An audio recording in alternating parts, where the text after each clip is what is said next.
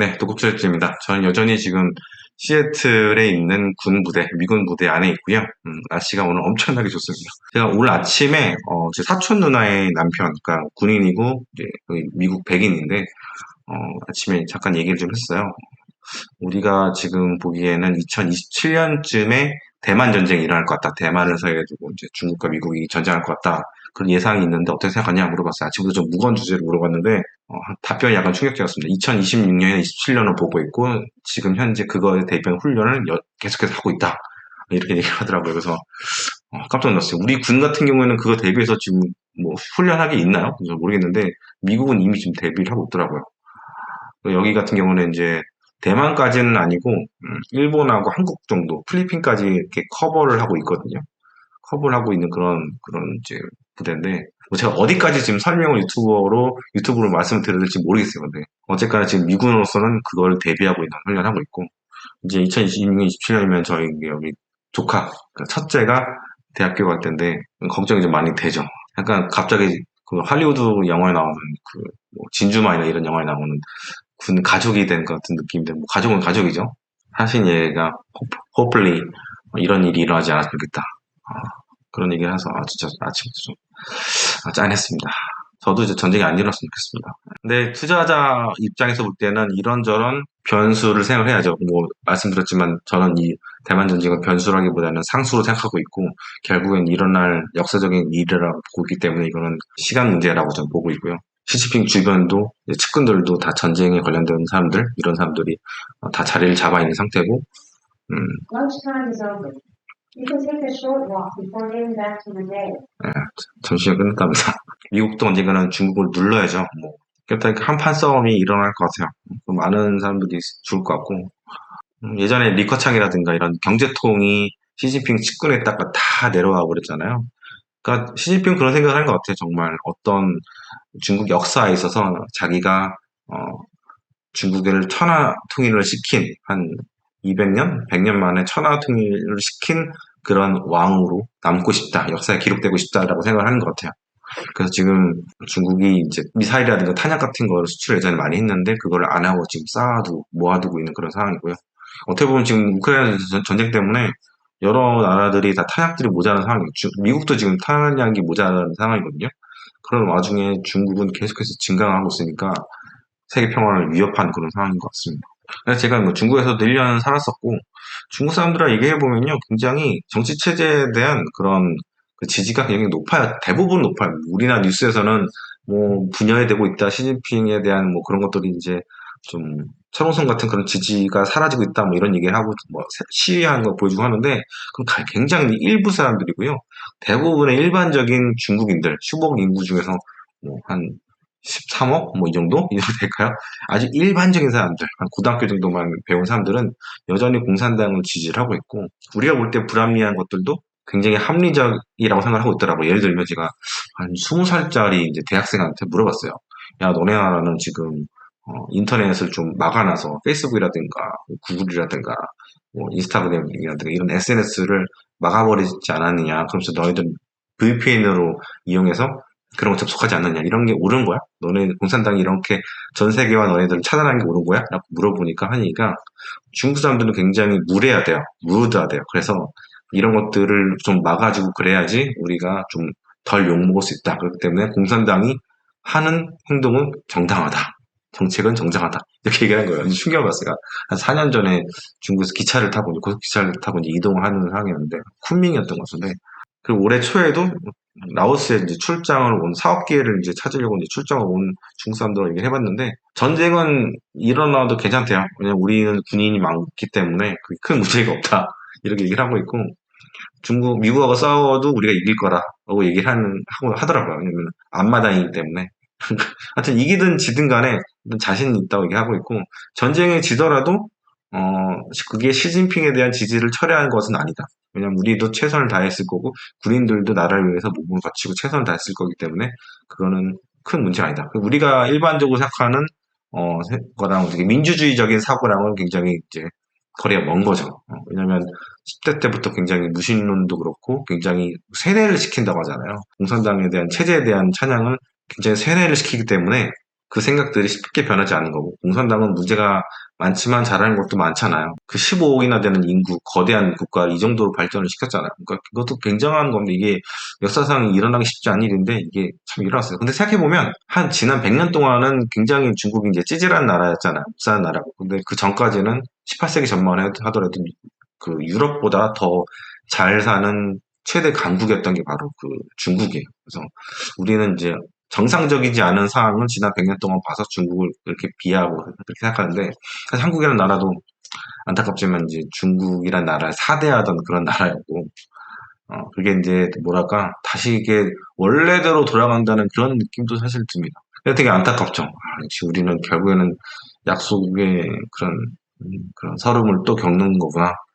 그런 생각을 지금 하게 되는 것 같습니다. 지금 재정 절벽에 대해서 또 계속해서 이야기가 매일 나오고 있는데, 뭐 저번에도 말씀드렸지만 이거는 뭐 짜고 치는 고스톱이라고 제가 말씀드렸잖아요. 지금 보니까 그 양당 간의 화두가 뭐냐면 재생에너지 관련된 부분입니다.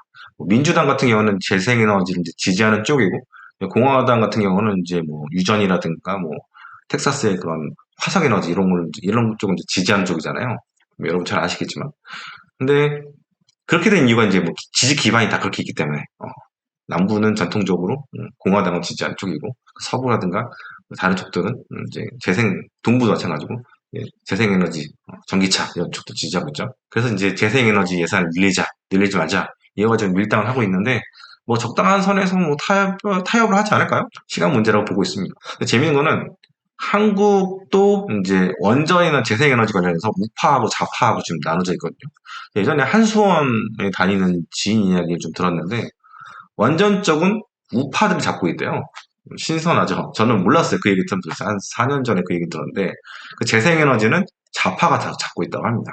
이건 이제 미국하고 비슷하죠. 그래서 정권이 바뀔 때마다 원전을 뭐 다 폐기하느니 뭐 다시 살리는 이런 말이 많잖아요. 그러니까 제 생각은 그렇습니다.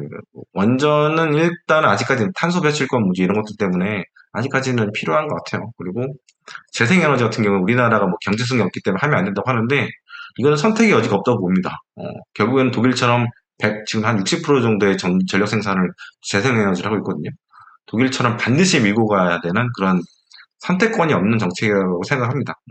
이게 생산성이 있든 없든 간에 지금 지구가 완전히 몸살을 앓고 있거든요. 그래서 기후변화에 대한 골든타임을 저는 놓쳤고 결국에는 디스토피아가 될 것 같다는 생각을 계속해서 뭐 몇 년째 하고 있고요. 그리고 또 하나는 한반도에서 만약 전쟁이 나잖아요. 지금 북한이 뭐 핵을 쏜다 만다 이런 얘기를 하고 있고, 뭐 지진이라든가 뭐 이런 것들이 나게 되면 원전이 이제 망가질 가능성이 높거든요. 왜냐면 원전에서 가장 안정성을 보장받고 유명했던 나라가 일본인데, 일본 같은 경우 지금 상황이 후쿠시마가 저지경이 됐잖아요, 지금. 게다가 이제 한반도 같은 경우는 굉장히 작은데 엄청 조밀조밀하게 요 원전들을 다 세워놨어. 바다마다가 다. 그래서 만약에 뭐 하나라도 터지면은 진짜 나라 자체가 다 오염이 될 것 같아요. 그러면은 나라를 못 쓰는 거예요. 그 예전에 일본인들도 후쿠시마 이후로 하와이로 굉장히 많이 이민을 많이 갔다고 하잖아요. 여기 시애틀로도 이민을 많이 오고. 왜냐면 일본 내부에서도 후쿠시마 원전의 그런 방사능이 이미 일본을 다 파괴하고 있지 않나 이런 얘기들이 많다고. 그러니까 뭐가 맞는지는 모르겠지만, 그래서 돈이 있는 사람들은 이제 다 이민을 많이 갔다고 얘기를 하더라고요. 한국도 그런 일이 터지면은 아마 돈이 있는 사람들부터 기득권 세력부터 아마 이민을 가지 않을까? 동남아든 뭐 어디 미국이든 어디든 뭐 그렇게 생각합니다. 제가 거의 이제 10분 가까이 이렇게 얘기를 했는데 질문으로 한번 들어볼게요. 국내 주식을 문의한 분들이 계세요. 근데 저는 국내 주식은 전혀 모릅니다. 2017년도 이후로 전혀 안 보고 있고요. 2017년도에 제가 1월 달에 국내 주식을 다 정리하고요. 미국, 중국, 홍콩, 일본 주식 4개국 주식으로 다 이렇게 깔아놨습니다. 그때 당시 엔비디아가 90불대, 100불 초반 이랬던 걸로 제가 기억하고, 아무리 봐도 한국은 첨단 산업은 잘 모르겠다라는 생각이 들었어요. 게다가 미국이라든가 중국이 지금 하고 있는 이 첨단 산업에 있어서 그 당시 이제 4차 산업혁명이라는 얘기 굉장히 화두였는데, 여기서 우리가 너무 딸리는 거예요. 우리나라가 그때 당시 이제 배터리가 잘 나갈 때는 아니었는데, 반도체가 뭐 4차 산업의 쌀이긴 하지만 좀 더 고부가 가치를 올릴 수 있는 이런 산업은 4차 산업에서 좀 높은 티어에 있는 건 아니다 보니까 결국에는 반도체 산업이라는 것도 이제 제조업이죠. 그리고 배터리도 제조업이고 바이오도 뭐 우리나라가 뭐 세계적인 바이오 뭐 이런 쪽은 아니니까 바이오 시밀러 빼고는 또 어차피 하청이니까 그래서 참 미래가 안 보이는 거예요. 그래서 2017년도에도 계속해서 여행을 했는데 주로 이제 뭐 중국에 있는 그 IT 기업들 뭐 텐센트, 바이두, 알리바바 이런 것들 션전이라든가 그리고 이제 항저우 이런 데 가서 둘러보고 왔는데 그 당시에 이미 공인자전거라든가 사람이 없는 무인 편의점 이런 것들이 이미 이제 쫙 깔리고 있었어요. 이게 우리보다 빨랐죠. 우리나라에 따릉이가 언제 들었지? 언제 생겨났죠? 잘 모르겠지만 어쨌든 그때는 그런 게 없었어요. 근데 2018년도만 하더라도 좀 엔비디아에 있는 제가 아는 분 얘기를 들어보면 한국 사람이 중국 기업들에 많이 스카우트가 됐었는데 오면은 중국 사람들 분위기가 어땠냐면 왜 쟤 쓸데없이 왜 한국에 여기 왔지? 뭐 기술이 뭐 대단한 것도 아닌데 왜 왔지? 이런 분위기였다고 하더라고요. 지금은 뭐 거의 뭐 스카우트하는 그런 분위기는 없는 것 같고 지금 중국 무역 적자에 대해서 얘기가 많잖아요. 어, 역사상 있을 수 없는 일이다 이렇게 얘기도 하는데 저는 이제 그런 생각을 했어요. 중국이 결국에는 제조업 같은 경우에는 한국의 파이를 잠식해 갈 거라고 봤어요. 특히 전기차는 너무 많이 늦었고 2010년쯤부터 상용화시켜서 계속해서 전기차를 이제 생산하고 판매를 했었고 노하우가 쌓였었고 그 당시 2010년도에 우리나라는 전기차라는 게 없었죠. 지금 중국은 이선 도시까지도 오토바이가 그 내연기관 오토바이가 없어요. 전기 오토바이가 다 갑니다. 지금 중국 못 간 지가 한 4년 정도 됐는데 삼선 도시까지도 아마 그렇지 않을까. 워낙 거기도 공기 오염이 심하고 사람은 많고 그러다 보니까 전동화 시켜가는 그런 분위기예요. 중국이 굉장히 잘한 것 중 뭐냐면은 전기차 중에서 배터리 찰탁식 있잖아요. 찰탁식. 리오였나? 그런 것들도 굉장히 좋은 아이디어잖아요. 그 당시 이제 테슬라를 굉장히 지지한 사람들은 그게 있을 수 없는 일이다. 말이 안 되는 거다. 라고 생각했었는데 배터리 교환식 자동차. 근데 지금 완벽하게 지금 그 서비스를 구현했고 굉장히 잘하고 있더라고요. 우리나라 같은 경우에도 나라가 좁고 충전시설이 이렇게 무자다 보니까 10분도 안 걸리더라고요. 그 차 타라는데. 여러모로 볼 때 중국이 앞서갈 수밖에 없는 것 같아요. 천재들도 많고 중국이 앞서가는 거는 뭐 어쩔 수가 없는 것 같아요. 그래서 한국 주식들은 2017년 1월부터 다 정리하고 다 이제 해외 주식을 왔고 해외 주식은 되게 편했어요. 정말 잘 가서. 정말 마음이 편했고 특히 미국 주식 같은 경우는 밤에 이제 거래가 일어나잖아요. 뭔가 마음이 근데 편했어요. 얘들은 그냥 쭉 우상향을 하니까 사실 국내 주식은 굉장히 치열하고 경쟁이 심한 시장입니다. 저는 제가 볼 때는 한국 사람들의 그 기질이 반영이 된 것 같아요. 제가 지금 미국에서도 그렇고 동남아에서도 바라보는 이제 한국이라는 나라는 그 좁은 나라에서 정말 많은 사람들이 굉장히 지지고 볶고 싸우는구나. 경쟁이 굉장히 심한 곳이구나. 그런 생각을 해요. 다른 나라는 그렇지는 않아. 그래서 그게 주식시장, 금융시장에서도 그런 일들이 일어나는 것 같고 2011년, 10년도쯤만 하더라도 ELW 시장에서 한국이 세계 1위였거든요. 그 매매 횟수 이런 것들이 그러니까 좁은 나라 사람들이 엄청 투기적이고 굉장히 파이터 기질이 넘치는 그런 나라 같습니다. 뭐 그런 것들이 이제 지금의 한국이라는 나라를 경제 규모 11위권, 12위권의 나라로 이렇게 만든 거죠. 인구는 5천만 명밖에 안 되지만. 그래서 지금도 보면은 그 사이에 어떤 일이 일어났냐면 디스플레이 같은 경우에는 이제 중국한테 먹혔어요. 중국한테 LCD 같은 경우는 이제 다 버리고 있는 상황이고 그리고 이제 배터리 시장도 중국이 점유율이 전 세계에서 제일 높습니다. 기술 같은 경우에는 이제 한국이 이제 패키징 기술이 세계 1위인데 뭐 음극재나 양극재 이런 쪽들은 거의 뭐 기술이 많이 모자라고요. 특히 음극재 같은 경우에는 일본 기술이 없으면은 이제 만들 수가 없습니다. 그리고 배터리 자체도 재료를 중국에서 거의 다 90% 이상 다 수입을 하고 있는 굉장히 아킬레스건이죠. 어떻게 보면 중국이라는 나라가. 그래서 만약에 뭐 윤석열 대통령 말대로 이제 중국하고의 뭐 거래를 거의 끊다시피 뭐 이렇게 하게 되면은 진짜 이 반도체라든가 배터리 같은 이 쌍두마차는 진짜 힘들 거고 이제 화학도 마찬가지. 우리나라 수출 중에서 거의 3위 안에 3위 정도 하는 게 이제 화학이잖아요. 이미 이제 핸드폰이라든가 자동차는 퇴출이 됐잖아요. 이게 와 2017년 이후에 바로 다 퇴출되더라고요. 그 정말 충격적이었어요. 제가 2004년도에만 있을 때만 하더라도 중국이라는 나라에서 한국의 그 위치가 한국 제품들 위치가 그렇게 낮지 않았거든요. 그래도 일본 거까지는 아니지만 그래도 괜찮다 뭐 이런 게 있었어요. 한류도 그때 좀 있었고. 네, 지금은 제가 2019년 마지막으로 중국 갔을 때는 전자상 같은 데 가면 매대에 위쪽에 삼성전자라는 그런 삼성이라는 그 표대는 그대로 있는데 아래 보면 제품들은 하이센스라든가 TCL 같은 자국 제품들, 그리고 일본 거, 그리고 좀 들어가면 한국 게 있더라고요. 와, 이렇게 한 방에 이제 확 밀리는구나. 사실은 이제 2017년도에 그 갤럭시 7 발화 상태가 아니었다면 그렇게까지 순위가 밀리지 않았을 건데, 배터리 기술이 이제 부족했던 거죠. 내 생각에는. 배터리 기술 문제로 발화 사태가 터졌고, 애플에서도 안 일어난, 그러니까 애플은 이제 폭스콘이 만들잖아요. 폭스콘에서도 그런 일이 없었는데, 결국에는 저는 이게 반도체 문제라고 생각해요. 반도체 설계 능력의 문제. 미세 공정은 뭐 한국이 어, 거의 최고거나 뭐 TSMC보다 조금 밀리거나 뭐 이 정도 수준인데 설계를 잘 못했기 때문에 그런 일이 일어난 거죠. 지금 반도체 설계 능력이 제가 볼 때는 애플한테도 밀리는 것 같아요. 애플 같은 경우에는 반도체 기업은 아니지만 반도체를 자체 설계하는 기업이고, 이거를 TSMC한테 이제 외주를 주는 기업이잖아요. 그래서 예전에 이제 삼성전자 이제 반도체 왕국이다, 막 이런 얘기 있었는데, 점점 이게 여러분들이 인지하지 못하는 상황에서 이렇게 무너져 가는 것 같고, 중국 무역 적자에 대해서는 저는 이제 2021년 1월에 회사를 퇴사하면서 뭐 액션캠이라든가 뭐 카메라라든가 뭐 짐벌이라든가 이런 것들을 드론 이런 것들을 구입을 했는데 메이드 인 차이나거나 뭐 드론 같은 경우는 이제 DJI사 거 쓰거든요. 그 매빅 3라고 300만 원 좀 넘는 거 쓰는데 어쩌다 보니까 영상 장비 같은 경우는 최첨단은 일본이었는데 바뀐 거예요. 이 중국으로 바뀐 거예요. 브랜드 같은 게 있는 거예요. 브랜드가 뭐 몰랐던 건 아니지만 생각해 보니까 이게 다 생각해보니까 집에 있는 영상 장비가 다 중국 거네 이렇게 된 거죠. 그래서 하여튼 굉장히 놀랐습니다. 그래서 이제 중국 소비재가 하나씩 산업을 하나하나 이제 잠식해가고 있는 그런 상황이었고, 한국이 이제 중국에다가 중간재를 많이 수출을 하잖아요. 근데 중간재 같은 경우에도 어떤 특별한 굉장한 그 기술이 필요한 것들도 별로 없고, 뭐 화학 공장 같은 경우에는 한 유닛을 짓는데 뭐 4조? 뭐 이 정도 드는 것 같은데, 돈만 쓰면 유럽에 있는 기업들한테 데려와가지고 그냥 지으면 되거든요. 그러니까 화학 같은 경우는 자체적으로 지금 다 자급하고 있는 상황이고, 화학 공장 같은 경우는 원료를 수입해서. 자동차 같은 경우에도 내연기관은 뭐 밀렸지만, 전기차 같은 경우에는 지금 중국 기업들이 굉장히 잘하고 있는 그런 상황이고, 니오를 이기는 한국 자동차가, 전기 자동차가 있나요? 없잖아요.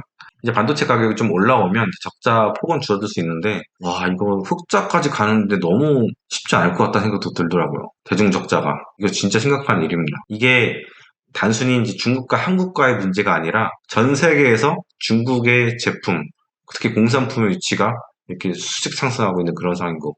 게다가 가격도 저렴해. 요즘에 또 가격도 저렴하지 않아. 드론 요만한 거 하나가 300만 원이 넘는다니까요. 이건 진짜 고부가 가치 산업입니다. 드론이라는 게 첨단 산업이잖아요. 한국 브랜드 중에서 드론 브랜드가 있나요? 세계에도 수출하는 브랜드가 없잖아요.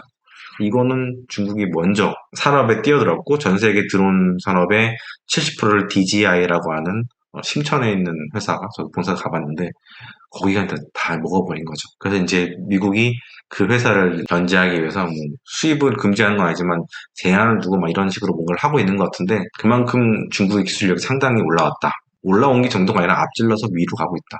그런 상황이라고 보시면 돼요. 미국에도 드론 업체들이 소비자 업체 중에서는 DJI를 이기는 회사가 없어요. 심지어는 제가 쓰는 그 매빅3 드론이 우크라이나 전쟁 때 그 사용이 되고 있어요. 우크라이나 그 군이 그 정찰용으로도 쓰고 그리고 자폭 폭탄으로 쓰더라고요. 어차피 300만 원밖에 안 하니까 미사일 하나에 뭐 100억, 200억, 1000억 뭐 이러잖아요. 그러니까 굉장히 저렴한 자폭 폭탄이죠. 어차피 채공 능력도 좋고 바람에도 잘 안 흔들리고 4km 이상 날아갈 수 있거든요. 그렇기 때문에 굉장히 좋은 저렴한 저가의 무기가 되는 거. 사실 국내 주식 얘기를 하다가 지금 시간이 다 가버렸는데 인구가 줄어드는 게 너무나 타격인 것 같아요. 인구를 늘리려면 많이 낳거나 많이 유입을 시켜야 되는데 우리나라 사람들이 굉장히 이제 단일민족이 좀 단점이 그건 것 같아요.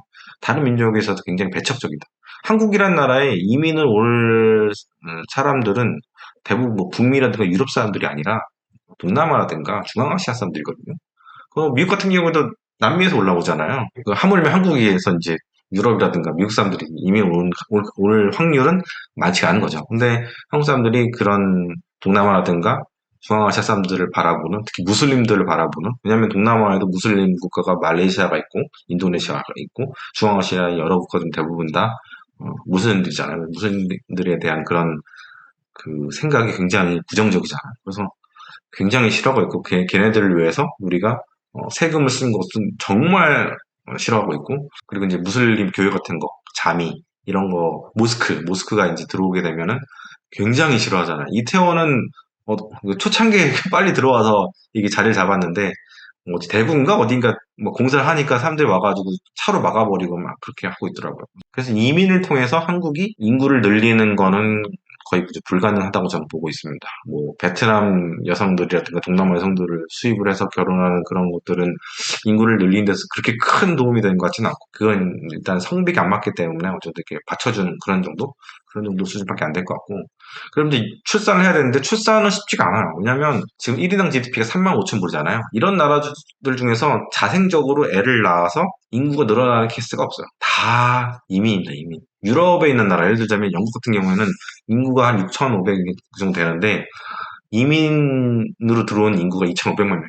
3분의 1 정도가 이민을 온 사람들이고, 그 사람들 덕분에 저물가가 유지가 됐었었죠. 근데 팬데믹으로 이민이 끊기면서 이제 문제가 좀 발생을 하긴 했었죠. 근데 이제 그들의 이질적인 문화가 기본적으로 이제 영국이란 나라 전통적인 가치와 이제 충돌하면서 뭔가 문제가 많이 일어났습니다. 범죄도 솔직히 많이 일어났고, 그리고 이제 교회가 이슬람 사원으로 이제 탈바꿈되는 경우도 생기고, 이러다 보니까 기존에 있던 영국인들이 굉장히 그걸 싫어했었고, 그래서 브렉시트라는 게 일어났는데, 브렉시트가 일어난 것도 사실은 어느 정도 면에서 볼 때는 이해할 만하다고 생각합니다. 우리나라는 뭐 그렇게까지 뭐 망가지진 않았죠. 지금 외국인이 200만 명밖에 안 되니까, 인구의 3분의 1이면은 영국이 이제 인구의 3분의 1이 이민자니까, 한국 같은 경우는 이제 5,200만 중에서 3분의 1이면 이제 1,500만 명 정도 될 거 아니에요? 1,500, 1,600? 그럼 이 사람들이 외국인이라고 쳐봐요. 지하철 딱 들어갔는데, 옛날엔 다 까만 머리였는데 3분의 1이 무슬림이야, 동남아 사람이야, 이러면은 굉장히 이질감을 느낄 거예요. 적응 못할 거예요. 저도 사실 적응 못할 거예요.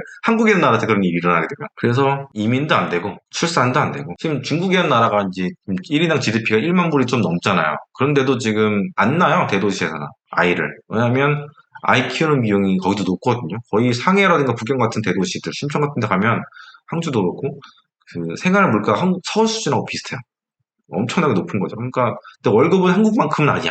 그러니까 애를 낳아서 키우면은 돈이 너무 많이 들고, 또 중국이라는 나라가 아시다시피 이제 학부열이 굉장히 높은 나라고 교육비를 굉장히 많이 쓰는 나라이기 때문에 그런 비용도 굉장히 높죠. 그래서 이제 아이를 한 명 낳거나 안 낳거나 이런 딩크 같은 분들도 굉장히 많아졌는데, 하물며 중국이 그런데 한국은 어떻겠어요, 한국은. 게다가 지금 한국이라는 나라가 애를 낳으면 돈을 좀 많이 주더라고요. 근데 다른 나라들에 비해서, 다른 선진국에 비해서는 많이 준 게 아니에요. 한국이라는 나라가 복지 예산 자체가 되게 낮더라고요. 저는 한국이 복지 예산이 빵 예산보다는 높거든요, 비율이. 그래서 한국이 굉장히 복지 국가를 가고 있구나라고 생각했는데, 다른 OECD 국가들 중에서는 그렇게 높지 않다는 것도 사실 저는 충격이었습니다.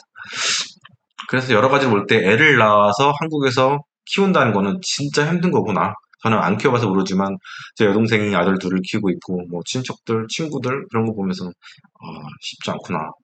그런 생각을 하고 있습니다. 그래서 이제 3년 전부터 한국의 인구가 좀 줄어들고 있고, 생산 가능 인구도 좀 줄어들고 있고, 이게 여러 가지 산업적으로, 사회적으로 영향을 줄 것 같은데, 부동산 가격에도 영향을 줄 수도 있을 것 같고.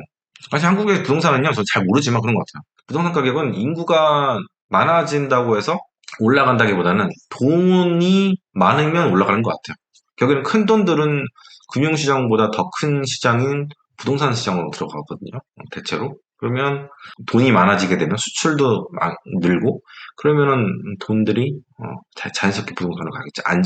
어떻게 보면 안전자산 같은 곳인 부동산으로 가겠죠. 그러면은 부동산 가격이 오르는 겁니다. 유럽 같은 경우에는 인구가 이미 늙은 유럽이잖아요. 인구가 아예 안 늘어요. 안 느는데도 불구하고 부동산 가격이 최근 10년 동안 굉장히 많이 올랐잖아요. 그 이유가 뭐냐면은 돈이 많이 들어오니까, 돈이 많이 들어오니까 올라간 겁니다. 특히 이제 아랍이라든가 뭐 그런 산유국들, 그리고 이제 중국이라든가 이런 쪽들이 돈이 이제 자국에는 뭐 투자할 데가 별로 없다 보니까 다 돈이 저쪽으로 간 겁니다. 영국이라든가 프랑스라든가 독일이라든가. 그래서 그 부동산 가격이 다 올라간 거예요. 그래서 인구가 늘어서 올랐다기보다는 돈이 이제 부동산 가격을 밀어 올린 거죠. 한국 같은 경우는 이제 무역 적자가 이렇게 계속해서 유지가 된다고 하면 부동산 가격이 올라갈 가능성이 별로, 확률이 좀 줄어드는 거죠. 물론 이제 부동산 가격이 오르는 것에 대해서는 여러 가지 이제 요인들이 있긴 하겠죠. 근데 서울 같은 경우에는 아파트 매수의 수요의 50%가 투자 목적이고 50%가 실거주라고 하잖아요. 그렇게 되면 이제 시중 유동성이 굉장히 중요하다라고 저는 생각을 하고 있고요. 그리고 약간 한국은 부동산이 양극화한 것 같아요. 지방과 서울의 격차가 되게 큰 것 같아요. 서울은 늘 이제 대기 수요가 있는 것 같고 지방은 자유롭게 이렇게 있는 것 같고 물론 이제 지역마다 다른 호재가 있는 경우가 있긴 하겠지만 개발 이슈라든가 그래서 뭐 결론은 저는 부동산은 잘 모르겠다 이런 쪽입니다. 그래서 오늘 지금 35분 동안 제가 얘기했는데 제 편집을 얼마나 줄여야 될지 모르겠습니다. 지금 질문을 한 25개 정도 뽑아놨는데 지금 2개밖에 못했어요. 추가적인 얘기는요, 제가 또 시간을 내서 지금 나가봐야 돼서, 다음에 또 말씀드리도록 하겠습니다. 감사합니다.